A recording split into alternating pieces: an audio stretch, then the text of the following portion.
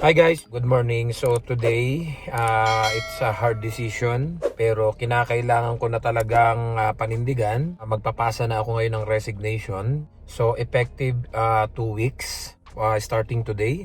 Gaya nga nung mga nabanggit ko sa inyo noong nakaraan na meron tayong job offer na talagang hindi ko maiwasang tanggihan. But before naman na inaccept ko yung offer, nagkausap na kami ni boss. Sinabi ko sa kanya, naging honest naman tayo kay boss. Sabi ko sa kanya, sa ilang taon na pagtatrabaho ko dito, nagustuhan ko naman at maraming salamat sa pagbibigay niya sa akin ng chance na makapagtrabaho dito sa dairy farm. Despite na wala tayong experience, tinanggap niya tayo. And hiningi ko din yung opinion niya. Ang sabi ko sa kanya, kung ikaw ba yung nasa sitwasyon na katulad ko, pipiliin mo ba na i-accept yung offer or hindi? So tinanong niya sa akin, ano ba yung offer? So sabi ko, yung bahay halos parang wala ka nang babayaran. Mas mataas yung salary offer compare nga dito sa trabaho natin ngayon. So nung nalaman niya, kinumpare niya doon sa binabayaran kong renta ngayon dito, sabi niya, that is a good offer. Kung siya daw yung nasa sitwasyon ko, i-accept daw niya. He knows and he understands na lahat naman dito sa Canada ay talagang nagmamahal na. Lahat tumataas. And even siya, naisagot na lang niya sa akin, Perds, kung kaya ko lang pigilan ka.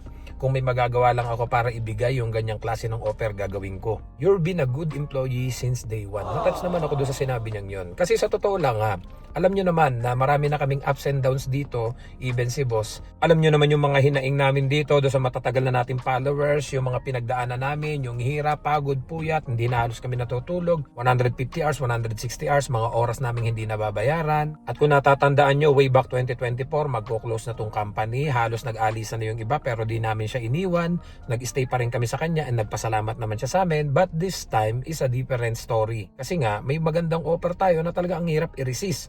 And even naman siya, sabi nga niya sa akin, if I were you, I will grab it. I will accept the offer. And gaya nga nabanggit ko kanina, sabi nga niya, kung may magagawa lang ako para pigilan ka, kaya lang alam mo naman ang sitwasyon nitong farm. Yung bangko, malaki yung utang natin. Hindi nalingid sa naman ninyong lahat yan kasi everything is on internet.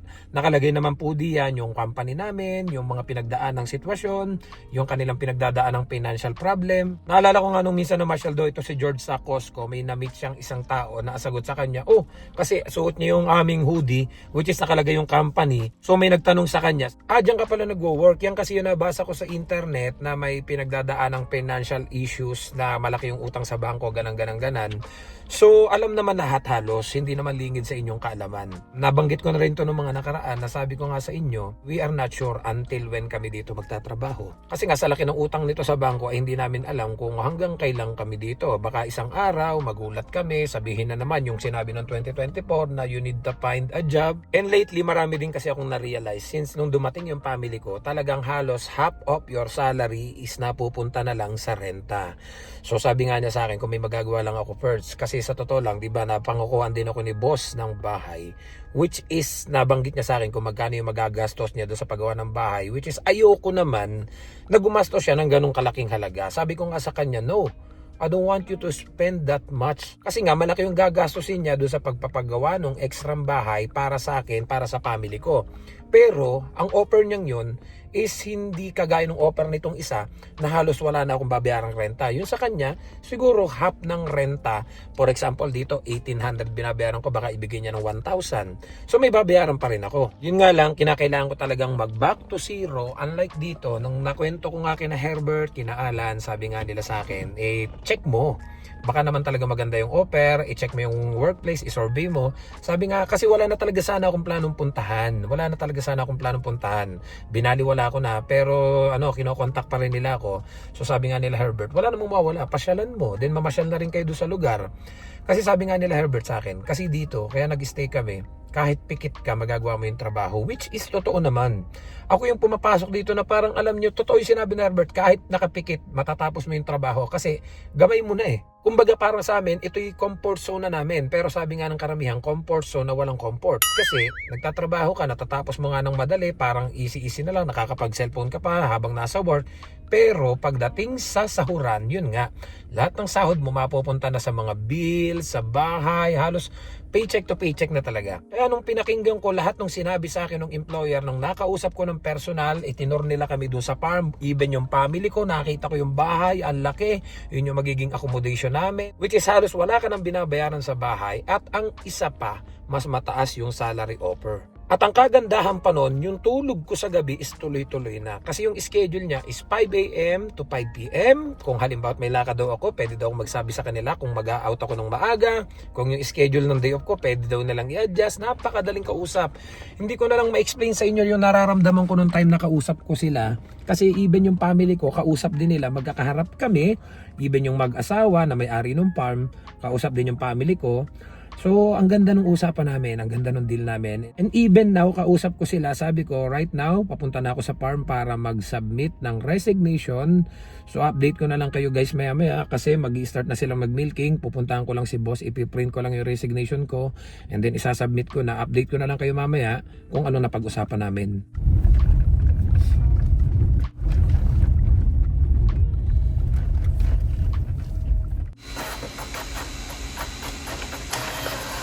A few moments later. Medyo nagkaroon lang kami ng konting drama ni boss.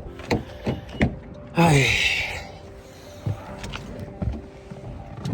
This is a hard decision. Naipasa ko na yung resignation ko and sabi nga niya, pag hindi nag-work out, pwede daw akong bumalik. So talagang hindi biro yung naging decision ko ngayon. Suportado naman ako ni boss, sabi nga niya, kung yan yung makakabuti sa family mo, gawin mo. So nagbigay ako ng 2 weeks notice. Sinabi ko, nagpasalamat ako sa lahat. Sinabi ko na maraming salamat dahil sa'yo nadala ko yung family ko dito. Even ako yung nag-asikaso ng application ko. Pero siya pa rin yung pumirma doon sa permanent residence application ko. Sabi ko, sometimes hindi tayo nagkakasundo, nag-aaway tayo, pero you know that I love you. Nagyaka pa naman kami ni boss. Mabait naman si boss kahit na minsan may hindi kami pagkakaunawaan. He wants the best for me and for my family. And then, yun nga, nagpaalam na ako ng 2 weeks. So, hindi madali. Alam ko, back to zero ako. Pero, I hope and I pray na sana tama yung desisyon ko. Because this is the best, not just for me and for my family. And I think dito na ako mag-grow. Sana kasi everything is malalaman ko. Hindi kagaya dito na wala akong ginawa kundi mag-milking lang, mag-milking. So uwi na muna ako ngayon at asikasuhin ko yung resignation ng mag-ina ko. Kasi kinailangan na rin nilang magpasa ng resignation. Dahil yun nga, kung ano yung magiging desisyon ko, hindi na magiging desisyon nila. So, kung lilipat kami doon sabay-sabay, lahat yung mag-ina ko wala munang trabaho, ako muna yung magtatrabaho. But ang maganda, hindi kami maproblema sa bahay kasi libre yung bahay at saka mas mataas yung salary ko. So, kung mababakante sila ng ilang buwan, okay lang. Sa totoo lang, mabubuhay kami kahit ako lang yung nagtatrabaho. Kasi yung bahay namin is libre. And hindi ko na kailangan mag-drive. Yun nga lang, alam ko may inip yung mag-ina kaya maghahanap pa rin niya ng trabaho. Pero at least, bago dumating yung araw na mainip na sila, for sure nakahanap na sila ng trabaho. So, dadaan lang muna tayo dito sa farm. Magpapaalam tayo sa mga katrabaho natin na matagal nating nakasama. Ang kagandahan naman, bago tayo umalis, may 3 tayong bago dito na yung mga followers nga natin. So I hope and I pray na mapabuti sila dito. And sana yung kung ano yung ginawa ko sa kanila, kung ano na itulong natin sa kanila, nakapasok sila dito. Sana gawin din nila doon sa mga susunod na henerasyon na mag-a-apply dito. Kasi alam ko maraming mga kababayan tayo na nangangailangan ng malilipatan, yung mga hindi na na-renew. So kung ano yung nagawa ko sa kanila, sana maibalik nila sa ibang tao. Nakakamiss din kasi ilang taon na ako nagtrabaho dito eh. Ito yung nagbigay sa akin ng chance na na matuto sa dairy kahit na wala talaga akong idea nung nag-start ako dito. So nakita ko na doon na yung sasakyan ni Alan and dito na si Mark.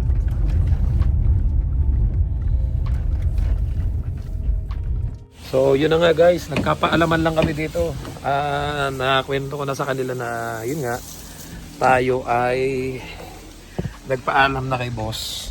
So ano naman, masaya naman ako kasi yung mga bago nating kasama ay napabuti na dito.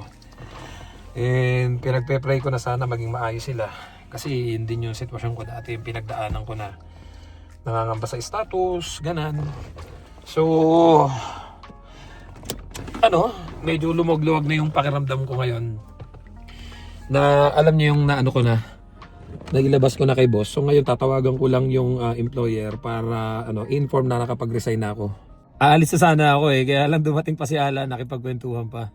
Yung saktong nag-start ako nung sasakyan, dumating si Alan. From nagtutulak siya ng baka and nakipagkwentuhan pa. Sabi ko na dyan pa naman ako, 2 weeks notice naman ako duty pa ako ng 2 weeks. And then after 2 weeks, doon pa lang kami maghahakot. Kasi tatawagan ko ngayon yung may-ari ng farm para sabihin na nag-file na ako ng resignation. So yun nga guys, natawagan ko na yung employer na lilipatan natin. And then nasabi ko na rin sa kanila na duty ako dito hanggang katapusan ng February. At ang sabi ko ay magde-day off ako ngayong Sunday, Monday. Kung pwede ko bang hakutin na yung ilang gamit namin sa Victoria. Kasi ayoko mabigla na kung after 2 weeks saka pa lang kami maghahakot. Ang gusto ko na utay-utay ko na yung gamit dun sa bahay para naman kahit papano makapag-start na rin kagad ako dun sa bago kong trabaho. At tapusin ko na din siguro dito yung vlog na to. Nagpapasalamat ako dito sa farm na to na matagal kong tinirhan yung bahay na yan. Kung natatandaan nyo, for almost 3 years dyan tayo tumira. Then dumating nga yung family ko dito, nagrenta na kami. Doon ko na naramdaman na talagang yung sinasabi nga nung iba na half of your salary is mapupunta sa bahay. So alam nyo naman sa mga followers natin na itong farm na to ay may pinagdadaan ng financial, which is hindi ko naman ma-push si boss na alam nyo yung ipagpagawa tayo ng bahay. Kasi nga yung last time na inoffer niya sa aming bahay, iisa. Hindi naman pwede kami magsama ni Alan, dalawang family kami. And for the longest time, si Alan talaga matagal na nagsasabi yan kay boss. So ayoko namang makipag-agawan. So nagpaubaya tayo kay Alan, kasi matagal ko na rin kinukulit si boss, pero mas matagal si Alan. So sabi ko nga boss, kay Alan mo na lang ibigay, kasi mas deserve talaga niya yung bahay. Pero may bayad pa rin. May bayad pa rin yung bahay. Hindi naman siya libre. And yung rate nga dito is mas mababa at yung company is unstable kasi nga may pinagdadaan ng financial. So hindi ko naman in-applyan itong trabahong to, and bigla na lang nag-email sa akin. So wala sana akong planong tumuloy, pero yung mga kaibigan natin, salamat sa mga payo ni Kuya Jan, ni Herbert, ni Alan, nasabi nga nila, try mo, puntahan mo, i-survey mo yung area, kausapin mo yung employer.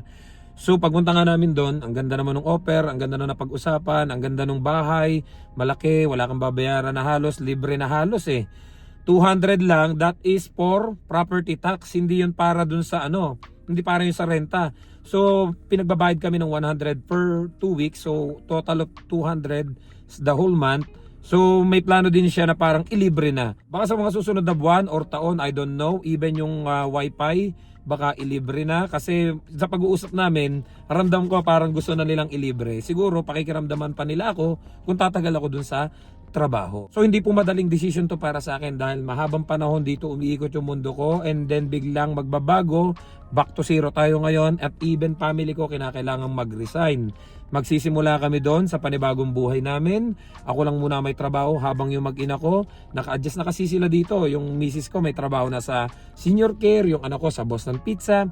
Ang kagandahan lang, nakakailang buwan pa lang sila dito. Sabi nga nila, kung malaking adjustment sa kanila, mas malaking adjustment sa akin. Pero kung tatanungin nyo, I don't care kahit saan kami tumira, ang mahalaga, sama-sama kami ng aking pamilya. So don't forget to subscribe, like, and share this video para kahit paano updated kayo sa mga buhay namin dito sa Canada. Abangan nyo mga susunod nating vlog para makita nyo ang bagong kabanata ng buhay namin dito sa Canada. See you guys on the next one. I love you all. God bless. Bye-bye!